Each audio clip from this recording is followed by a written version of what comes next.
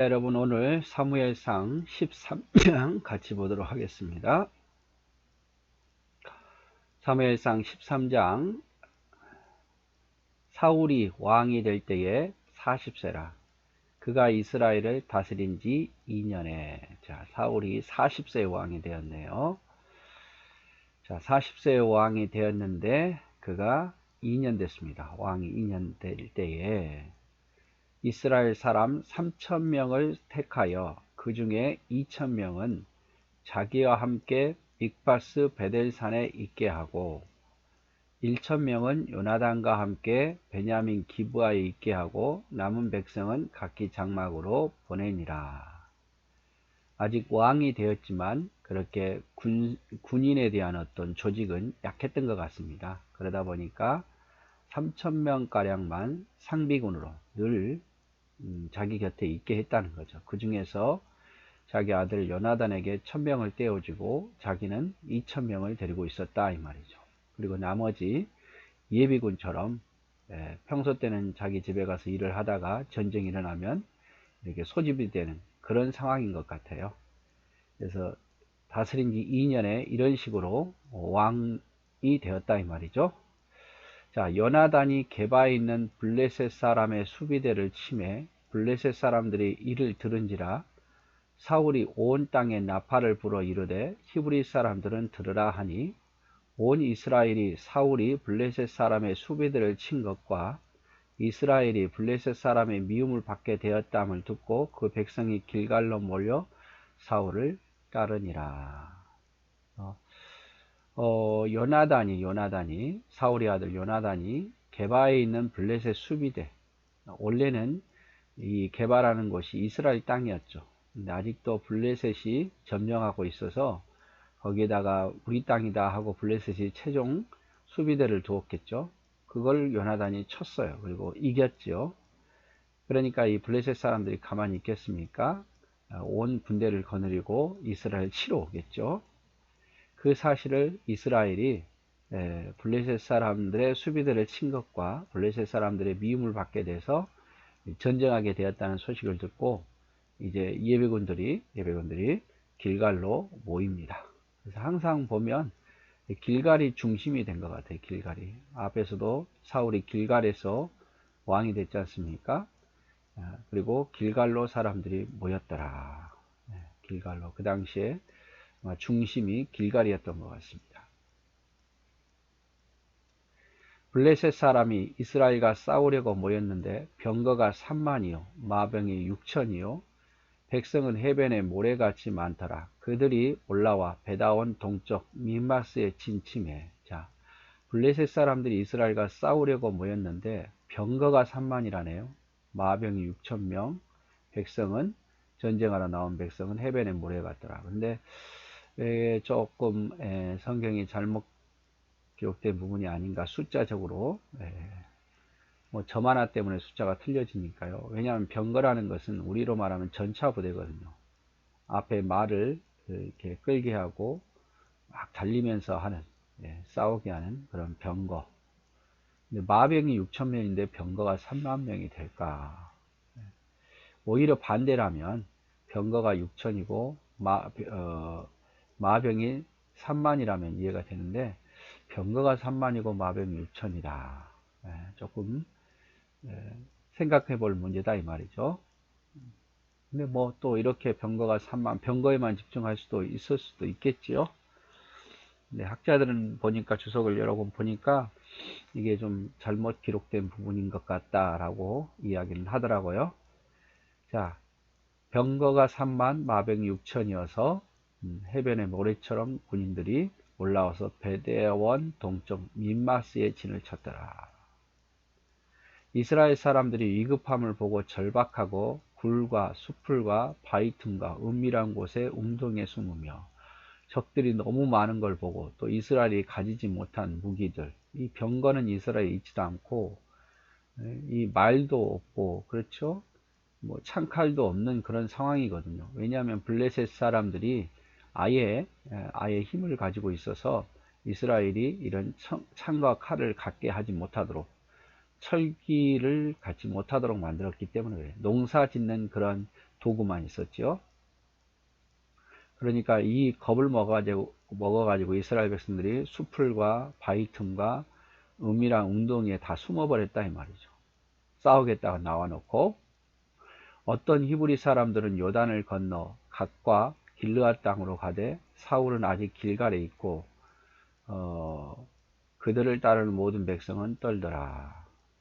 요단을 건넜다는 것은 요단 동쪽으로 갓 지파가 지배하고 있는 또 길르앗 사람, 므낫세 반지파의 길르앗 사람이 지배하고 있는 곳으로 도망친 거예요. 피하고 간 거죠. 그런데 사울은 아직 요단을 건너지 않고 길갈에 있더라. 그리고 백성들은 굉장히 떨더라. 자, 이스라엘 백성들은 두려워서 수풀과 바위 틈과 은밀한 웅덩이와 또 어떤 사람들은 요단을 건너서 길르앗 갓 땅으로 도망쳤다 이 말이죠. 그리고 사울을 따르는 사람들도 매우 두려워 떨고 있었어요. 자, 이럴 때 우리는 어떻게 해야 되겠습니까? 이럴 때 하나님을 의지해야겠죠. 아사왕이나 여호사밧이나 다윗과 같은 경우는 이럴 때 하나님을 의지하는 거예요. 하나님을 찾고 도와달라고 이야기를 하고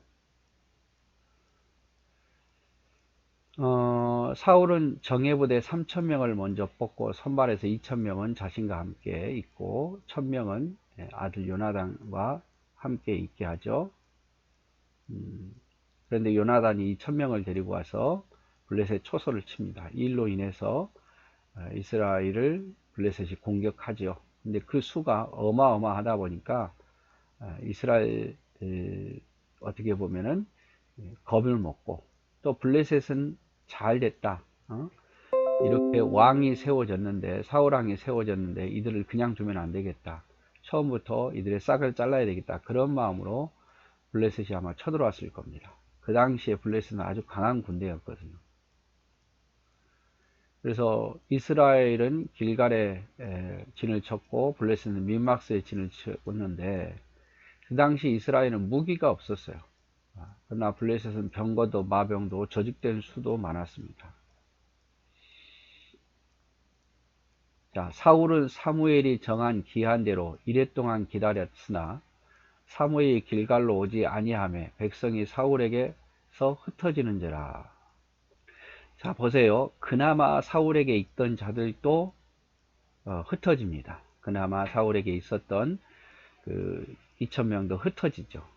근데 지금 사울은 사무엘만 기다리고 있는 이런 두려움 속에서 사무엘만 기다리고 있는데 아마 사울과 사무엘 사이에 7일 안에 내가 갈 테니까 기다리라 이렇게 했던 것 같아요.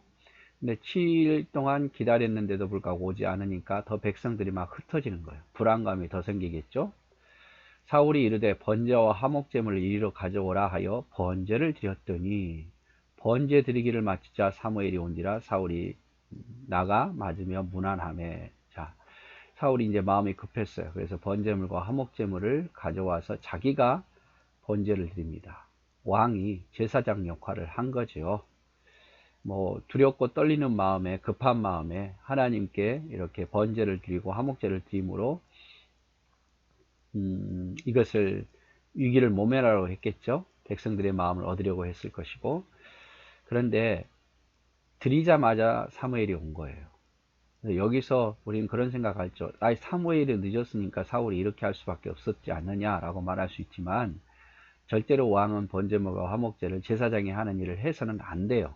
하나님께서 제사장만이 할 수 있는 권한이고 만약에 사무엘이 오지 않아도 이렇게 해서는 안 되는 거예요. 그리고 두 번째로 사무엘이 7일 안에 안 왔다는 보장이 없어요. 자, 마지막 날 아마 사울이 7일 다 지나고 8일째에 드린 것 같지는 않고요. 7일째에 해가 질 이전에 아마 이런 일을 행했던 것 같아요. 그러고 끝나자마자 사무엘이 온 것 보니까 사무엘이 늦게 온 거지, 마지막 날 늦은 시간에 온 거지, 그 7일 안에 오지 않는 것은 아니란 말이에요. 8일째 온 것은 아니라 이 말이에요. 사무엘이 이르되 왕이 행하신 것이 무엇이냐 하니 사울이 이르되 백성은 내게서 흩어지고 당신은 정한 날에 오지 아니하고 블레셋 사람이 mik바스에 모였음을 내가 보았으므로 이에 내가 이르기를 블레셋 사람들이 나를 치러 길갈로 내려오거늘 내가 여호와께 은혜를 간구하지 못하였다 하고 부득이하게 번제를 드렸나이다. 근데 이거는 핑계지요. 핑계. 물론 그 상황은 이해가 돼요. 블레셋 사람들의 그 어마무시한 그 군사력 이해가 됩니다만은, 그러나 이렇게 해서는 안 되죠. 첫째, 제사장이 드려야 할 일을 자기가 하고 있는 거예요. 이건 하나님의 법을 어기는 거고, 둘째, 자신이 그렇게 하지 않아도 하나님께 간절히 백성들과 기도하면 되는 거예요. 그리고 셋째, 또 그들을 겁을 먹고 사무엘을 기다리지 못한 거예요. 끝까지. 이런 어떤 것에 있어서 내가 제사장이 해야 할 일을 급해서 내가 하고 말았습니다, 이렇게 말하기보다는 여러 가지 이유를 대죠. 저들은 너무 강하게 보이고 우리 백성은 막 흩어지고 그래서 내가 이걸 했습니다 라고 이야기를 합니다. 여러분, 뭐 왕이 됐든 선지자가 됐든 제사장이 됐든 기도는 할 수 있잖아요. 하나님 앞에 백성들과 함께 기도는 할 수 있어요. 그러면 되는데 꼭 이 제사의 모든 걸 다 드려야만 하나님께서 응답한다고 생각했던 거죠. 그리고 하지 말아야 할 일을 사무엘이 한 거예요. 그래서 이렇게 한 것은 왕이 된 지 2년 만이에요. 그래서 왕이 된 지 얼마 되지 않아서 금방 이렇게 교만한 마음을 갖게 된 거죠. 그래서 사무엘이 사울을 책망하죠. 벌써 당신이 이렇게 교만해졌습니까? 당신이 하지 말아야 할, 제사장이 해야 할 하나님의 법도를 어기고 일을 합니까? 내가 좀 늦었다고 이렇게 합니까? 하면서 매우 심기가 불편해서 돌아가게 됩니다. 그래서 사울은 7일이 지나고 8일째 제사를 과연 드렸을까 생각해 보자는 거죠. 7일 해 질 때까지 기다리지 못하고 조급한 마음에 사무엘이 오늘 또 오지 않으리라고 미리 계산하고 제사 드린 것으로 보아야 된다. 그리고 제사를 마치자마자 사무엘이 나타났고, 뭐 7일이 지나고 8일이 늦는다 할지라도 사울이 이걸 할 권한은 없어요. 제사장이 아니니까. 오직 제사장 선지자인 사무엘이 일을 해야죠. 그런데 지나지도 않았는데 조급해서 안 올 거라고 생각하고 드려버린 거예요. 끝나자마자 사무엘이 나타난 걸 보니까 늦은 시간이지만 넘지 않게, 7일이 넘지 않게 사무엘이 온 거겠죠. 사울은 적에 대한 두려움과 조급함에 넘지 말아야 할 산을 넘어버리는 그런 교만한 모습을 봅니다.